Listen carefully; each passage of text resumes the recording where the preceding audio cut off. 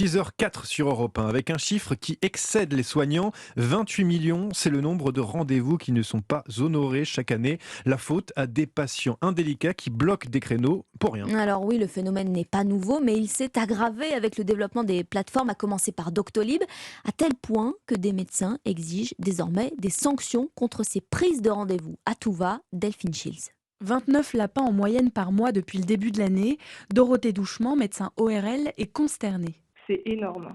Et je me vois refuser des patients le matin, parfois des patients que je suis depuis longtemps, parce que le carnet de rendez-vous est plein et finalement, je me retrouve à attendre le patient. Moi, il m'est parfois arrivé d'appeler les patients pour savoir pourquoi ils n'étaient pas venus. On se demande si on est sur la même planète.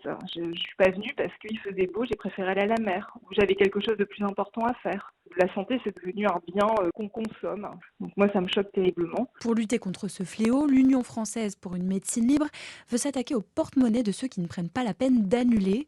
Jérôme Marty, son président. Ce qui est possible, c'est qu'on mette en place un système de signalement à l'assurance maladie et à partir de là, l'assurance maladie peut prélever en quelque sorte sur le compte de cette personne-là, lors de sa consultation suivante, une somme qui a été préalablement définie, qui peut être de 4 euros, 5 euros, 10 euros. Autre proposition, que ces sommes collectées dédommagent les médecins ou alimentent un fonds de lutte contre les déserts médicaux. Delphine Shields. Des rendez-vous chez le médecin précieux pour les parents, ceux confrontés en ce moment à la bronchiolite de leurs petits. Cette infection respiratoire concerne surtout les enfants de moins de 2 ans. Oui, et l'épidémie accélère notamment dans le nord de la France, d'après les autorités sanitaires, qui notent aussi des hospitalisations supérieures aux 3 saisons précédentes, équivalentes au pic d'avant Covid.